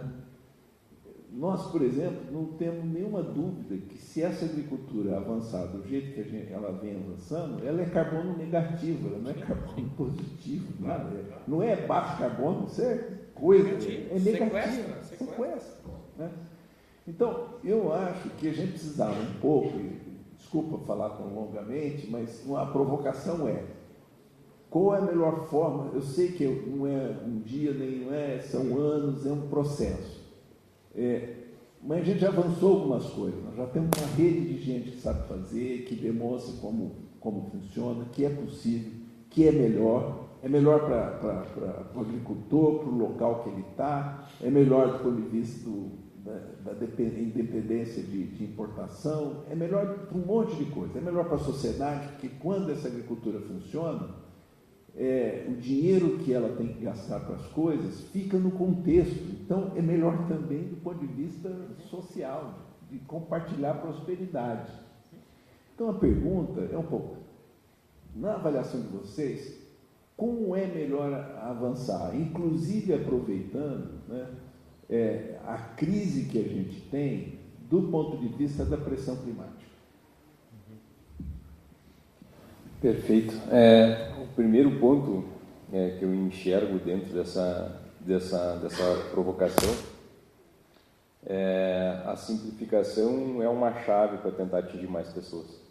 Então, de alguma maneira, para a gente conseguir atingir mais pessoas e conseguir implantar as coisas e realmente fazer acontecer, elas precisam ser simples para implantar. E vejam bem, não é que a gente queira, de repente, a gente tem que ir passo a passo. A gente está nesse momento de transição, um momento muito perigoso esse de transição, porque é algo novo, a maior parte das pessoas não tem conhecimento, eu me incluo. Quando a gente fala em bioinsumos, poucas pessoas têm capacidade de discernir, de ver como é que aplicar. Eu vou lá, vejo meu vizinho que está aplicando, eu vou aplicar também, espero que vai ter resultado, e também não tem resultado. E aí eu queimei uma ferramenta que agregaria dentro do sistema. Então, para realmente conseguir ganhar amplitude e ter maior aplicabilidade, de alguma maneira a gente tem que simplificar. E passo a passo, implementando e fazendo melhorias aos poucos. Como o Chiapeta fez, não é uma transição que ele está fazendo, a gente está no momento de transição. E a transição ela tem que ser aos poucos, a gente não pode jogar fora a água do banho do bebê. Então, mais ou menos nessas palavras. Esse é o primeiro ponto. O segundo ponto, a gente tem a população que segue aumentando, então a gente tem a obrigação de produzir mais alimentos.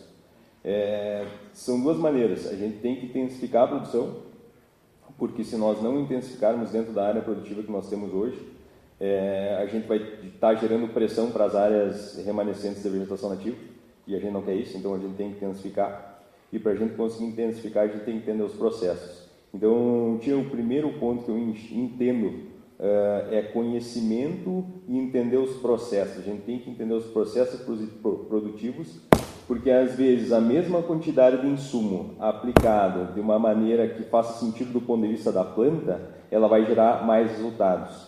E eu não tenho custo maior no bolso do produtor, eu tenho o mesmo custo, eu consigo intensificar, aumentar a produção. Então, esse é um ponto importante que a gente tem que levar em consideração. E o segundo ponto, a gente tem que vender o nosso peixe. Então, eu estou botando cap de produtor aqui. Se eu tenho um produto que é diferenciado, se eu tenho um produto que vai em menos insumos, que consegue sequestrar mais CO2, eu tenho que me articular e tenho que tentar vender esse produto por um preço maior. Porque ele tem um valor agregado maior e eu não tenho dúvidas que lá em Porto Alegre tem muita gente que pagaria mais por isso. Então, esse é um segundo ponto. São estruturas de cadeia que a gente tem que ter para produzir de uma forma mais sustentável, mas essa produção ela tem que ser remunerada. Ela tem que ser remunerada porque não adianta, a gente pode aqui, é tudo muito lindo, mas o produtor que está lá na ponta é o dinheiro que sobra no bolso e para sustentar a família que vai contar, né? Então esses pontos são fundamentais, no meu ponto de vista, para a gente avançar e realmente botar na prática, né, o que a gente está conversando aqui pensando em agricultura regenerativa, né?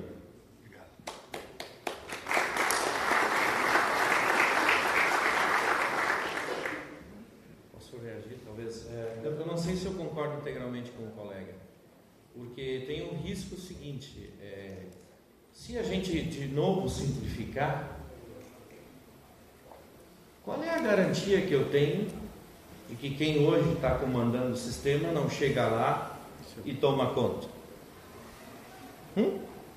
Por que a Syngenta e a Bayer e outras grandes empresas, se elas vislumbrarem soluções tecnológicas para os gargalos que elas mesmas criaram, por que elas deixariam de entrar com peso e fazer o que em economia a gente chama de takeover, ou seja, simplesmente vai lá e compra?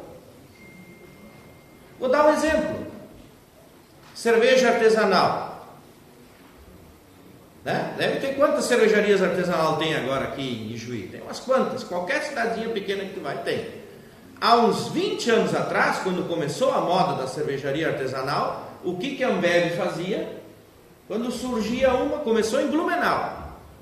Surgia uma cerveja artesanal, a Ambev ia lá, comprava. Surgia outra, comprava. Só que foram surgindo tantas, que lá pelas tantas ela não podia mais comprar todas.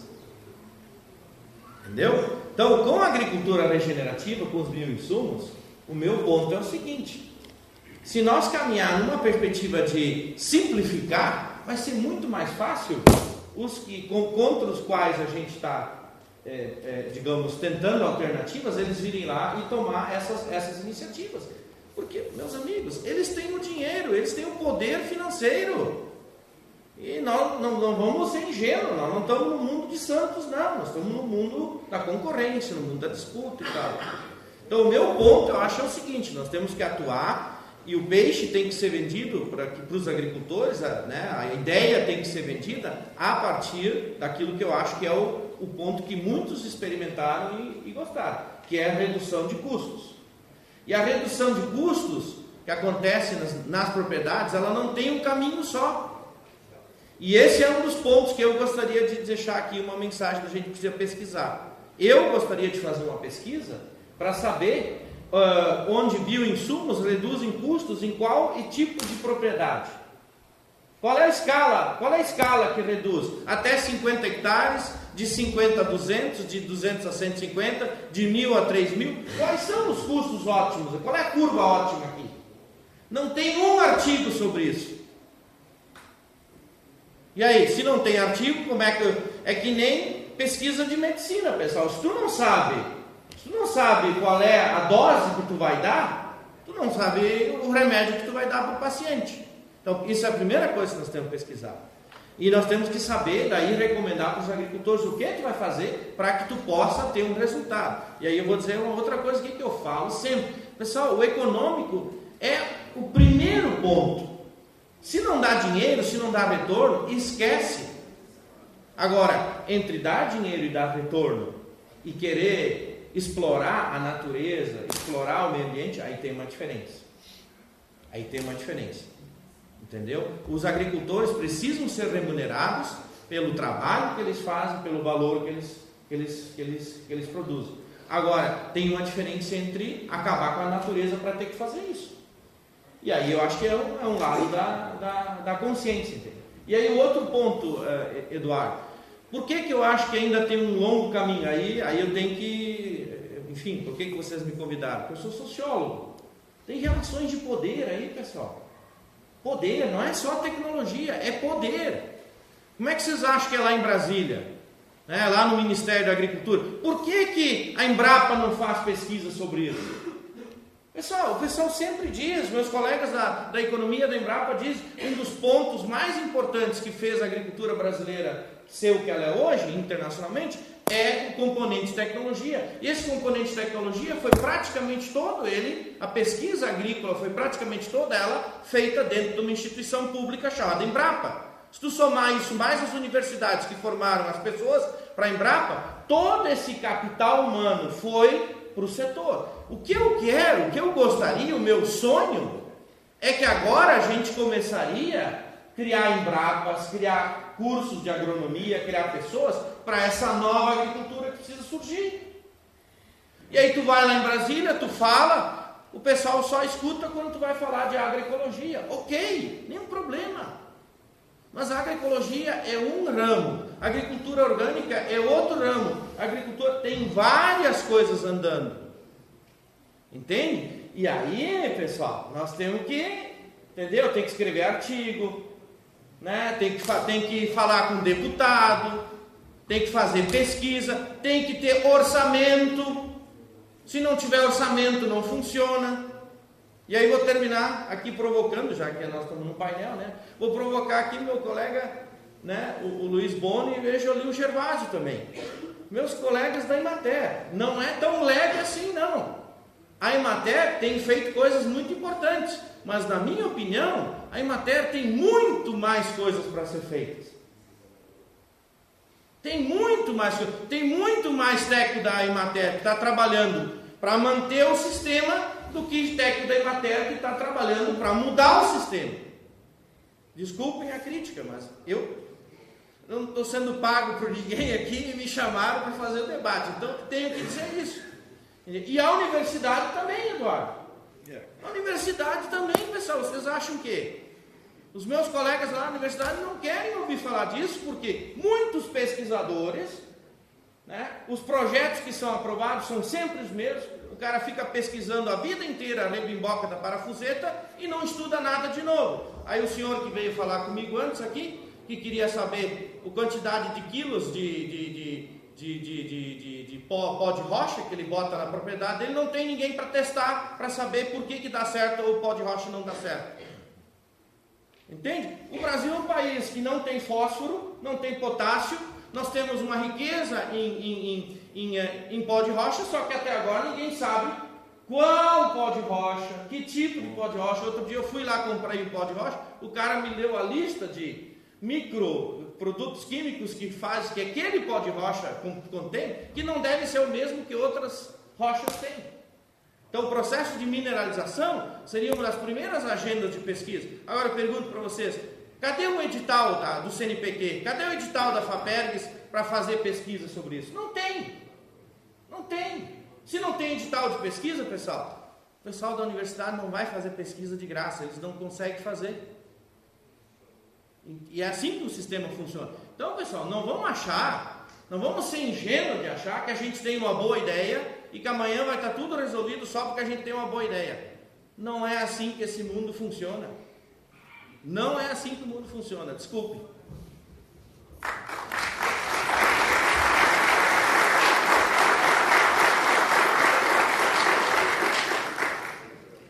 Bom, é exatamente nesse sentido que nós falamos. Processo. Um processo que vai se articulando, mas nós precisamos exatamente dessa articulação, dessa convergência. Eu acho que esse é um elemento que não podemos perder de foco. Porque, como eu disse, no final da fala, não vamos ser ingênuos, existe a força do inverso. Isso eu tenho internamente até por uma questão de formação. Sim.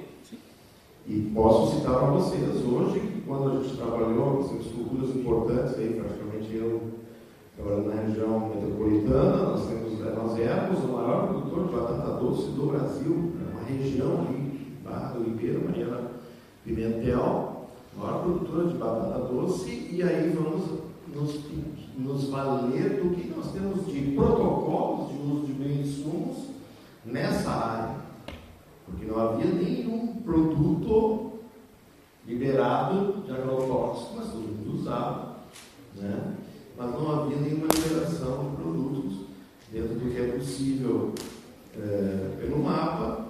E aí, mas o que nós podemos usar pensando na sustentabilidade, porque ali ainda são pequenas famílias. Nós criamos o protocolo. Coube a Emater, com parceria de alguns agricultores, chegar e tentar equacionar. É o nosso papel? Não. Nosso grande papel na Emater é escutar a comunidade rural e fazer a conexão transescalar. Conversar com o Estado, olha, nós estamos precisando aí fazer a relação com o setor de pesquisa, nós estamos precisando dessa informação. Quando nós fizemos um trabalho muito forte com a Kate, que aconteceu em 2017, na SEASA, onde houve uma amostragem dos produtos que estavam sendo comercializados na SEASA, porque a SEASA não é produtora, é uma central. Aí tem todo o peso sobre a SEASA, grande parte das hortaliças estavam com índices de resíduos de agrotóxico alto. Como se trabalha com isso? Nós fizemos todo um trabalho com todos os ceazeiros que a gente chama, né? E o interesse deles é a questão de um dos elementos do nosso checklist é como a gente usa bioinsumos. E é constrangedor que não ter a receita de bolo. E aí a gente tem que construir solo, variedades, limpeza. E aí é um trabalho que nós estamos falando, que é complexo, complicado. Mas, de novo, vou insistir nessa como receita, como encaminhamento. Essa nossa convergência. A agroecologia não pode brigar com a agropecuária alternativa. A homeopatia não pode brigar com ele. entre nós. Eu estou atendendo lá um grupo especial de agricultores, que está na nossa linha dos agricultores familiares, que é o pecuarista familiar. É um elemento reconhecido, inclusive, pela SEMA, nosso órgão ambiental, como um sistema que precisa ter um gaúcho lá. Isso é raro entre os ecologistas pensarem que o agricultor deve estar lá. Mas aí vem, ele está com duas grandes oportunidades de transformar toda a área dele, de história, etc., passar por algum produtor que saia de Juí e vai lá transformar numa lavoura, ou ele precisa da alternativa de se tornar mais produtivo, sustentável. E ele tem uma grande oportunidade de negócio, porque produção de gado, com todo o peso que tem, né, consumo de gado, de carne, etc., mas ele é um produtor de carne no lugar certo. Então ele tem essa possibilidade de, em breve, ter uma possibilidade econômica de reconhecimento diferenciado, mas ele precisa da regeneração do campo dele. Estamos com parcerias, dinheiro da SEMA, tentando fazer um trabalho, algumas universidades, Pampa, Embrapa, local, para trazer essa possibilidade, convergindo para isso. E aí é uma opção da nossa sociedade. O que nós vamos dar de opção para ele? Ele larga e deixa plantar soja, talvez atrapalhe todos os outros produtores de soja, ou vamos investir num sistema que ele está encaixado como um bom sistema e dando alternativas para esse sistema progredir. Né? Então, nesse sentido, eu acho, de novo vou insistir, de novo, é um processo, é um trabalho de inclusão, é um trabalho que pode ser começado com pequenos experimentos, né? Começo com bioinsumos, mas eu tenho feito isso. Vamos começar com um isolado aqui para ver se tu te alegra. Já podemos ir para um outro, já uma comunidade, porque o agricultor também tem que desmanchar o que tinha do anterior, né, da receita de bolo, e começar a pensar, não, peraí, não é mais o químico, agora vem o biológico, pode ser vários bichinhos. Isso mexe com a cabeça das pessoas, né? Tem que ter cuidado, não é simples assim, aplica tal hora que vai dar tudo certo. Então, eu acho que é nessa linha, sim, aceito a crítica, certo, mas isso faz parte do todo. E nós temos a consciência que isso faz parte do processo. Nós começamos há 2 anos atrás, com poucos colegas trabalhando bem SUS, nós estamos numa evolução galopante. Galopante. Tá? Obrigado.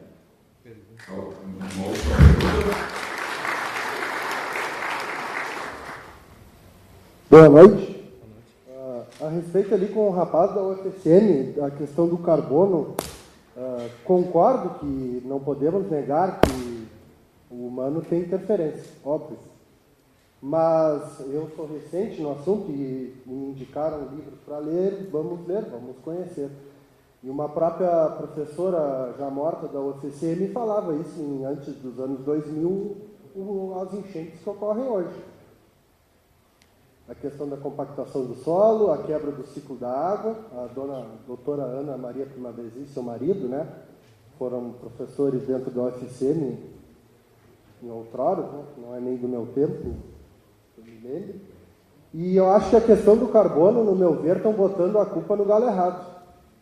Porque ninguém olha para o carbono da cidade, de outras coisas que ocorrem. Será que é o produtor que realmente tem que se preocupar? Que se nós olhar, acredito eu, na grande maioria dos produtores, a questão de formação acadêmica e intelectual, será que é esse o galo que temos que olhar? Eu acho que temos que olhar também, mas estamos culpando, acho que o galo errado, né? Questão de carbono, botando a culpa na vaca, muito fácil, né? E, então é essa questão aí que eu acho que aí vem a calar com o que o outro comentou. Eu acho que temos que olhar para o século XVIII, mas com os olhos de agora, né? Rever o que se fez lá atrás e aprender, né? Então eu acho que isso é uma questão muito importante de nós ver que lá na universidade onde eu me formei estão botando caixas, coletando gases e não sei o quê. Só que a nossa região sul, lá tem uma coisa ainda que eu vou dar uma cutucada na matéria, como anda o plantio direto na região sul do estado. Região sul ali, Pelotas, Canguçu para baixo. Como é que anda o plantio direto? Evoluiu? Eu hoje, andando a campo, podendo observar, é um questionamento que eu faço para os produtores que eu atendo. Como fazer o plantio direto? Eu estou buscando o cara de Lagoa Vermelha para nos ensinar, nos mostrar para o produtor que tem que ter planta de cobertura e outras coisas. Só que eu falo de calcário, mas ao mesmo tempo o nosso calcário de Caçapava está todo mundo largando de mão por causa de granulometria, onde cooperativa, diretores de cooperativa já bateu em todas as caieiras, pedindo para moer mais fino e não, eu vendo tudo, não. Para que mudar? Está confortável? Como o amigo da Emater falou, quando está confortável está resolvido. Como eu estou, às vezes fico sem dormir, pensando no que fazer, como eu tenho que falar com o produtor, escutar essa loucura que até no centro-oeste do país, que tem uma informação muito mais rápida que nós, de olhar esse lado. Então, eu acho que temos que olhar para nós e a universidade também tirar o foco no que o agrônomo quer e o que o produtor precisa, né? Eu acho que é uma questão muito, muito importante. E deixa eu ver aqui. E uma vez eu escutei, uma dúvida que eu tenho, que a Emater, acho que tinha laboratórios de multiplicação de tricograma, né? E por que parou, por que não foi adiante, é uma dúvida que eu tenho também. E também parabenizar ali o professor por esse olhar que eu acho que quando a gente delega para os outros, a gente está sempre empurrando com a barriga, né? Enquanto a gente não trouxer um compromisso para cada um, não vai andar, né? Joia, como é que é o teu nome mesmo? Amauri. Amauri? Joia, Amauri. Primeiro, com relação ao CO2, na verdade, a fala não é no sentido de quem impor a culpa. Se nós olharmos, por exemplo, a gente sempre tem o que falam o cabo de Rock, que vai subindo o CO2 da atmosfera. Se nós pegarmos uma lupa, tem no site da NOAA, até eu tinha no slide, ele tinha preparado um slide para apresentar, se nós botarmos uma lupa e olharmos mês a mês a oscilação de CO2, a gente vai ver que é como uma montanha-russa. Então, se vocês olharem, ela vai subir durante os meses de dezembro, janeiro, fevereiro, março, abril, e depois isso é medido lá no Havaí. Depois, a partir ali de maio, junho, julho, agosto, setembro, começa a cair, depois começa a aumentar de novo. E aí eu ia perguntar para vocês, qual que é o motivo da queda durante um período do ano e qual que é o motivo do aumento do CO2 durante um outro período do ano? O ciclo da agricultura, porque as plantas é que consomem esse CO2. Então, na verdade, o agricultor, ele não é vilão. O agricultor, ele é o cara que está ajudando a sequestrar esse CO2. É o contrário, é o cara que está sendo remunerado. E eu também trouxe 3 artigos aqui do Rio Grande do Sul que mostram que o sistema trigo-soja, que são artigos científicos de alto valor de impacto da comunidade mundial, sistema trigo e soja sequestram CO2, pecuária na metade sul, bem feita, campo nativo, sequestra CO2 também, então a culpa não é da vaca, e também o sistema de arroz. O arroz no sistema irrigado, com altas produtividades, ele também consegue sequestrar CO2. Então, de repente me interpretou mal, mas o agricultor, na verdade, ele tem na mão a planta, e a planta é o principal mecanismo que a gente tem de sequestrar esse CO2. Então, hoje em dia, o produtor, além dele ser responsável pela segurança alimentar, porque tem que produzir não só para ele, tem que produzir para fora, ele também, de certa forma, está sendo responsável pela segurança do meio ambiente, por conta disso. Porque se não tiver boa produção, se eu não conseguir sequestrar esse CO2, quanto mais eu produzo por hectare, mais eu sequestro CO2. Esse balanço começa a ser cada vez mais negativo. Então, seria mais ou menos nesse sentido, só para deixar mais claro, então, a importância de a gente produzir, ser eficiente no sistema de produção. Essa intensificação é muito importante. Bom, vou falar da questão do tricograma. Foi o Pedro, eu vou tentar falar em 2 frases. Pagamos o preço de ser vanguarda. Ainda não havia as leis que o Maurício estava aqui hoje nos falando. E foi sair uma reportagem na 0 Hora, no outro dia fomos mobilizados para continuar o trabalho. Então, não preciso dizer mais nada, existem interesses, né? E a gente acreditava que é um caminho, e acredito que o programa está um sucesso ainda, né? Tem empresas, eu acho que aqui também fornecedores, e o agricultor também.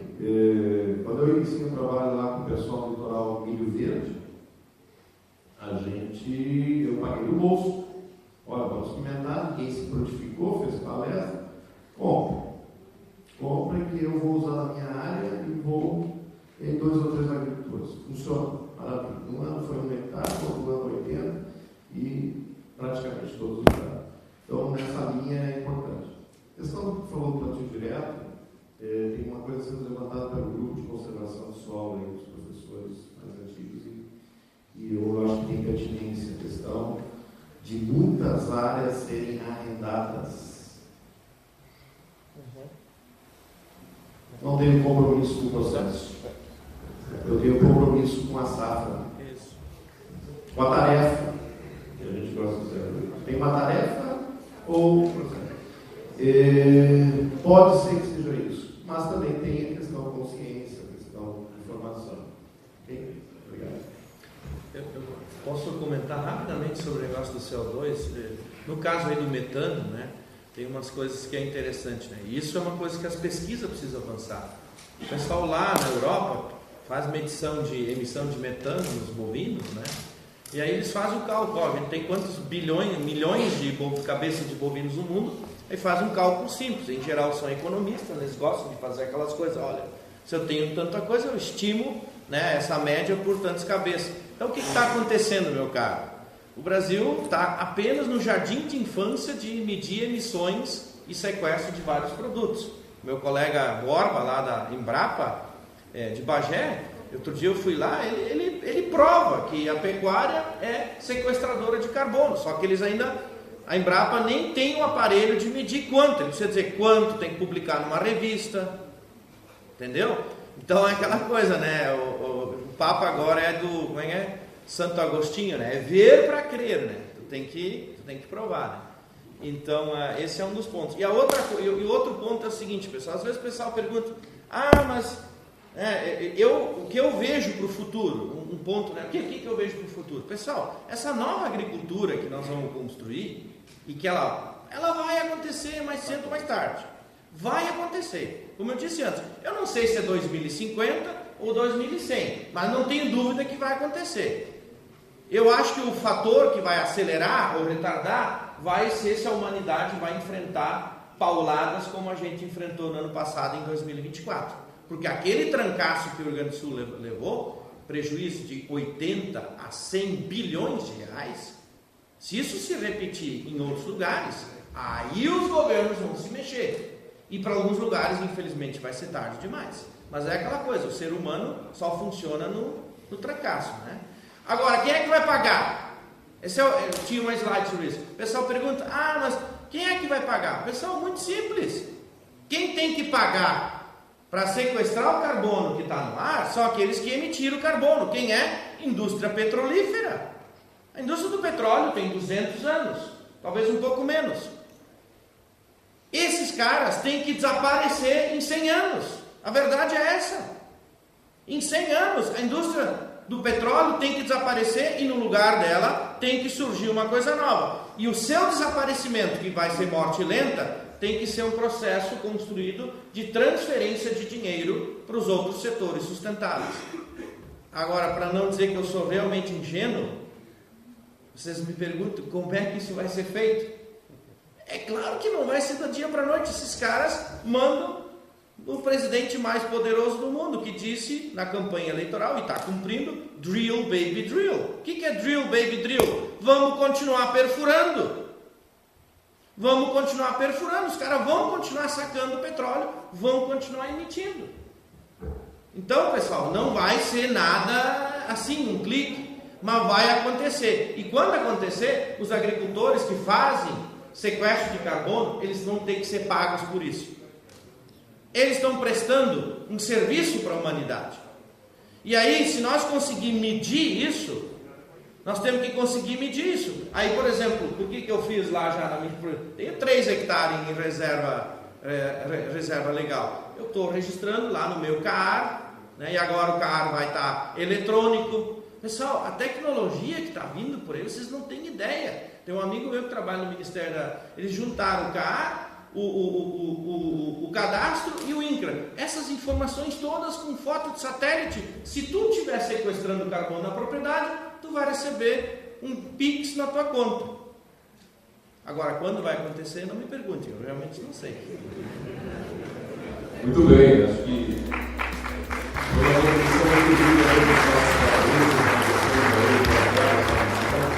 e encerrando aqui a noite, convido a todos para um momento especial de encontro de celebração, todos convidados para o coquetel de confraternização